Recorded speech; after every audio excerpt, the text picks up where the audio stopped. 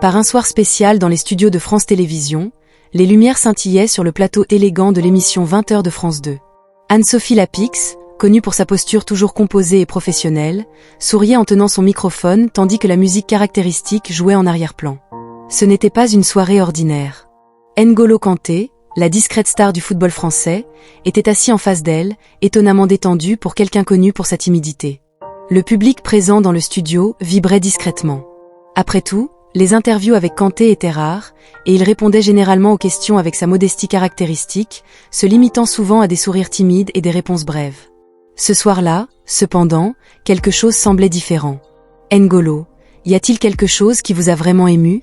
Demanda Anne-Sophie avec ce regard investigateur qu'il avait consacré comme l'une des journalistes les plus respectées de France. Le champion du monde, habitué aux questions sur les tactiques et les performances sur le terrain, sourit légèrement. Pendant un instant, son regard changea. La légèreté habituelle laissa place à quelque chose de plus profond, plus authentique. Un silence s'empara du studio, tandis que l'audience percevait le changement d'atmosphère. « Il y a quelque chose que je n'ai jamais partagé publiquement auparavant », dit Kanté en détournant le regard vers le sol de manière caractéristique. Les murmures du public s'intensifièrent, intrigués. Anne-Sophie, toujours habile à mener des interviews, sentit que quelque chose de spécial était sur le point de se produire. « Nous sommes là pour vous écouter, N'Golo », dit-elle, sa voix prenant un ton plus calme et accueillant. Kanté respira profondément.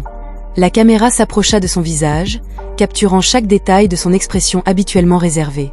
Puis, il commença à parler.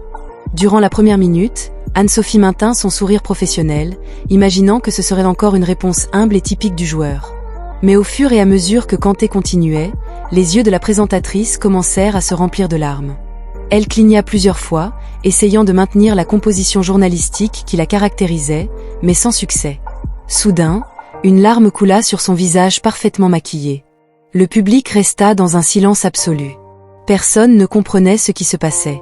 Qu'avait bien pu dire Kanté pour émouvoir autant Anne-Sophie Lapix, cette journaliste connue pour son impartialité, même lors des interviews les plus tendues avec des politiciens et des personnalités publiques?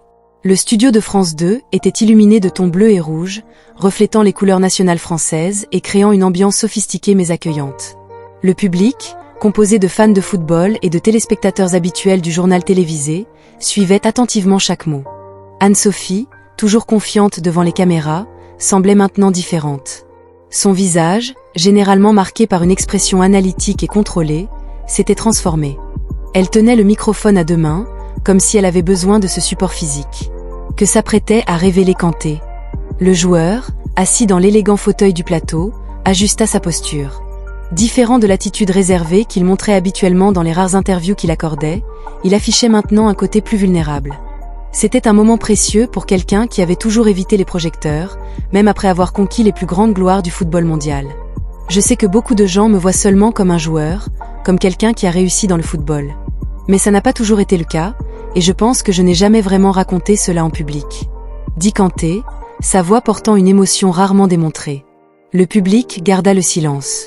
Certaines personnes échangeaient des regards curieux, d'autres retenaient leur souffle, attendant les prochains mots de cet homme qui, malgré sa renommée mondiale, restait une énigme pour beaucoup. Anne-Sophie se pencha légèrement en avant, un geste subtil qui encourageait Kanté à continuer. Quand j'étais enfant, à Rueil-Malmaison, ma famille a traversé des moments extrêmement difficiles. J'ai perdu mon père à l'âge de 11 ans. Commença-t-il, sa voix douce contrastant avec le poids de ses paroles. Ma mère travaillait comme femme de ménage, faisant tout son possible pour subvenir aux besoins de la famille. Je me souviens d'elle rentrant à la maison, épuisée, mais toujours avec un sourire pour nous, comme si tout allait bien. Les yeux d'Anne-Sophie commencèrent à briller. Elle connaissait des histoires de résilience, c'était une partie de son travail en tant que journaliste. Mais entendre cela de la bouche de Kanté, un homme connu pour rarement parler de sa vie personnelle, rendait tout plus poignant. Je n'ai jamais beaucoup parlé de cela parce que je voulais protéger ma famille. Mais la vérité, c'est qu'il y a eu des jours où nous ne savions pas si nous aurions de quoi manger le lendemain. Continua Kanté, l'émotion évidente dans sa voix habituellement contenue. Le public commença à comprendre le poids de cette révélation. Il ne s'agissait pas seulement de football ou de célébrité. Il s'agissait de lutte, de sacrifice, du dur chemin vers le succès. Anne-Sophie Lapix essuya discrètement une larme. Le public, ne sachant comment réagir à cette facette inconnue du discret champion du monde, observant dans un silence respectueux. Kanté avait encore plus à dire, et ce qui allait suivre allait complètement changer le cours de l'interview. Le studio était resté plongé dans le silence. Le public, habitué à voir N'Golo Kanté dominer les terrains avec son énergie infatigable et son humilité caractéristique, assistait maintenant à une dimension complètement différente de l'athlète. Anne-Sophie Lapix respira profondément, tentant encore de digérer ce qu'elle venait d'entendre. « N'Golo, je n'aurais jamais imaginé que vous ayez traversé de telles difficultés. » dit-elle, sa voix tremblant légèrement. Il est si facile de regarder une personnalité publique et d'oublier le parcours qu'elle a accompli. Kanté acquiesça en regardant vers le public. Certaines personnes se tenaient les mains, émues, d'autres chuchotaient, tentant d'assimiler la profondeur du moment dont elles étaient témoins. « Je me souviens d'une nuit particulière. » Poursuivit Kanté, sa voix basse et chargée d'émotion. « Je travaillais comme ramasseur de déchets dans les rues de Paris, marchant des kilomètres pour collecter des matériaux recyclables près du Stade de France pendant la Coupe du Monde de 1998. Je ramassais des déchets tout en rêvant de fouler un jour cette pelouse en tant que joueur. » Anne-Sophie porta la main à sa bouche, visiblement bouleversée. « Je n'avais que 7 ans, mais cette image est restée gravée dans ma mémoire. Je me souviens avoir pensé, un jour, j'aiderai ma famille, je changerai notre histoire. » Le public était resté dans un silence absolu. La sincérité de Kanté était palpable, particulièrement venant de quelqu'un connu pour éviter de parler de lui-même. C'est alors qu'une voix s'éleva du public. « Mais maintenant, vous avez tout, n'est-ce pas ?» dit un homme, brisant l'atmosphère émotive. Tous se tournèrent pour le regarder. Anne-Sophie fronça les sourcils, surprise par l'interruption. Kanté leva également les yeux, mais son expression ne montrait pas d'irritation. Il respira profondément et esquissa un léger sourire.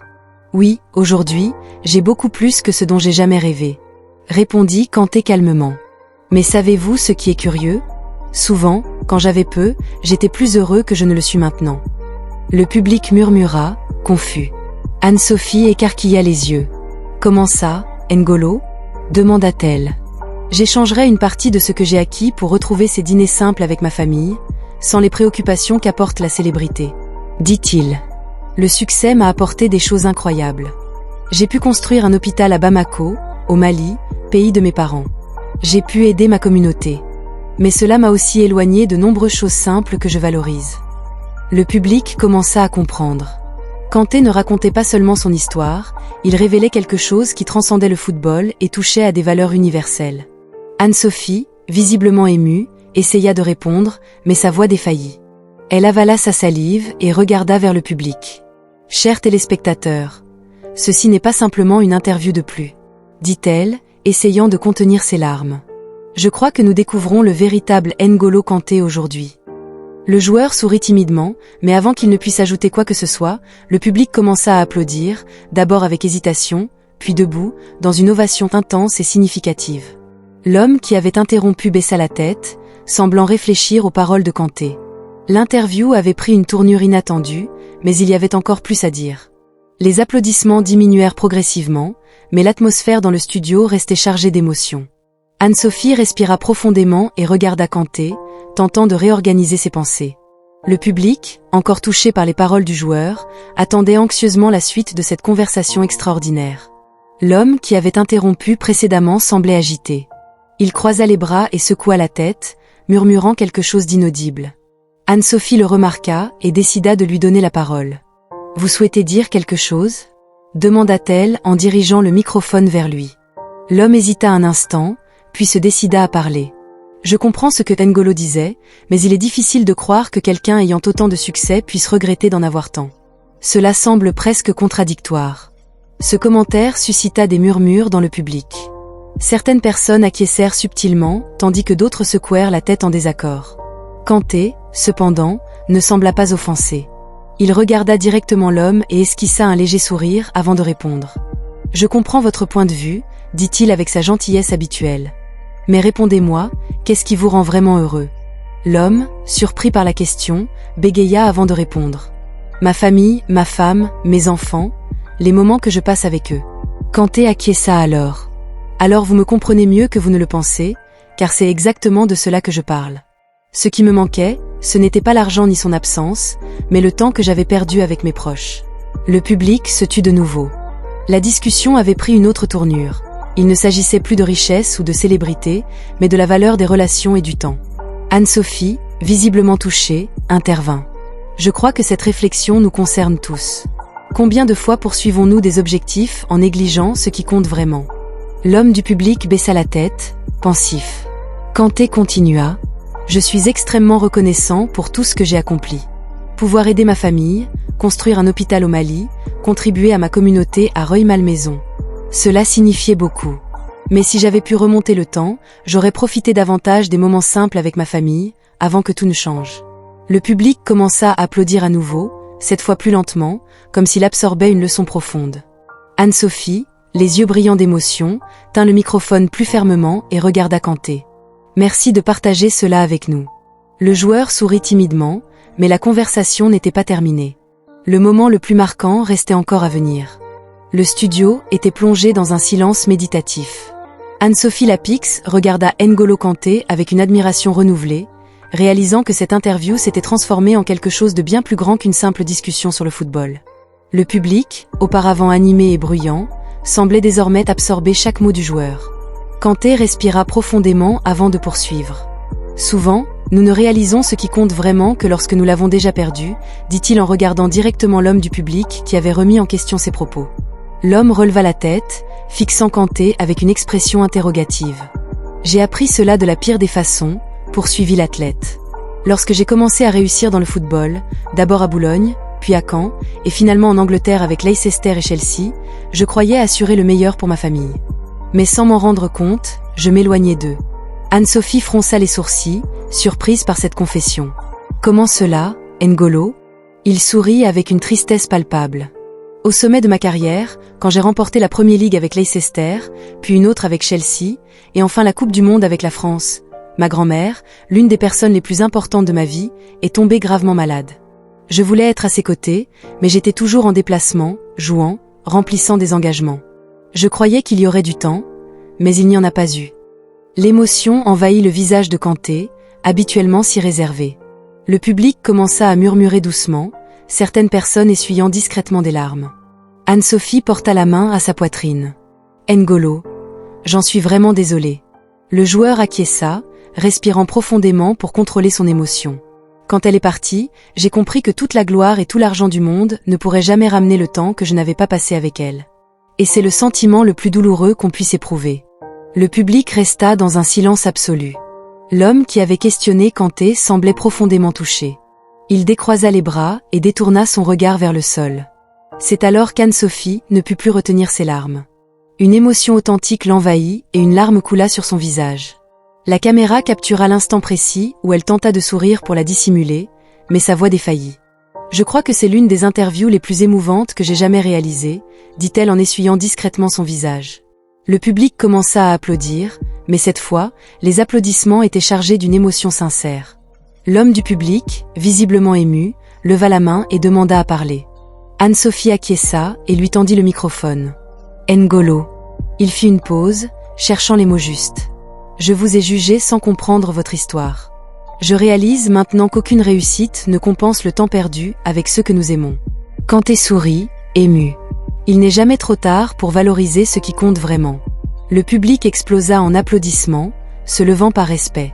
Anne-Sophie, encore émue, tint fermement le microphone et regarda Kanté avec une profonde admiration. Cette interview a transcendé l'image du joueur N'Golo Kanté. Elle nous parle de valeurs universelles, de nous tous. L'athlète acquiesça discrètement de la tête, et à ce moment-là, tous dans le studio sentirent qu'ils venaient de recevoir l'une des leçons les plus précieuses de la vie. Les applaudissements résonnèrent encore dans le studio, mais cette fois, ils avaient une signification plus profonde. Ce n'était pas seulement N'Golo Kanté, le joueur, qu'ils applaudissaient. C'était l'homme qui, devant eux, avait ouvert son cœur et partagé une vérité que beaucoup évitent d'affronter. Anne-Sophie, encore visiblement émue, respira profondément et lui sourit. N'Golo, je suis certaine que votre témoignage a touché d'innombrables personnes aujourd'hui. Le joueur acquiesça en regardant le public avec gratitude. Je l'espère. Parfois, nous nous perdons en chemin, croyant tout faire correctement, mais nous oublions ce qui compte vraiment. Si cette conversation a fait réfléchir ne serait-ce qu'une personne différemment, alors cela en valait la peine. L'homme du public, qui avait questionné Kanté, leva à nouveau la main. Anne-Sophie s'approcha et lui passa le microphone. « Je tiens à exprimer ma gratitude, dit-il, la voix chargée de sincérité. J'ai toujours considéré le succès matériel comme une priorité, négligeant souvent ma famille, justifiant cela en disant que c'était pour leur bien. Aujourd'hui, j'ai réalisé que je me trompais, peut-être. Kanté sourit, acquiesçant. Il n'est jamais trop tard pour changer. L'important, c'est de s'en rendre compte avant qu'il ne soit trop tard. Le public applaudit à nouveau. Anne-Sophie regarda Kanté et lui prit la main avec affection. Je crois que cette interview restera gravée dans la mémoire des téléspectateurs de France 2. Merci pour votre sincérité et pour nous avoir offert cette réflexion si précieuse. Le joueur sourit timidement. Je vous remercie de m'avoir écouté. Le studio entier se leva pour une ovation chaleureuse. Kanté leva les yeux, respirant profondément, comme s'il envoyait cette émotion à quelqu'un de très spécial. Merci d'avoir regardé, et à la prochaine dans une nouvelle vidéo.